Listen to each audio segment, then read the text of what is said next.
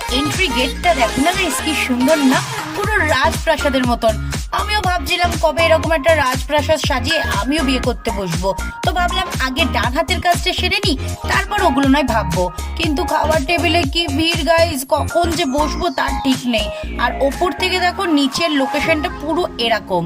তো চলো এখন তোমাদের মেন পার্ট, মানে কি কি খাওয়া দাওয়া হয়েছিল সেগুলো তো দেখাতে হবে।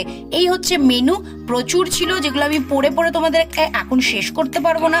ফার্স্টে আমাদের টেবিলের ওপর দিয়ে গেল থালা, থালার ওপরে দিল স্প্রে করে একটা পেপার। এখন আমি বসে আছি কখন খাবার দেবে সেই অপেক্ষায়। এই দেখো খাবার চলে এসেছে।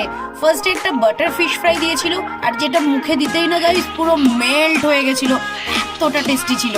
তো আমি এটা শেষ করতে না করতে আমার প্লেটে আরো খাবার দিয়ে গেল, সেটা ছিল হরিয়ালি একটা রুমালি রুটি। আমি ফার্স্ট টাইম এটা চোখে দেখলাম, সাথে ছিল চিকেন ভর্তা। তো ভাবলাম এটাও টেস্ট করে দেখি কেমন। তো আমার মুখ কিন্তু থামে না, গিয়ে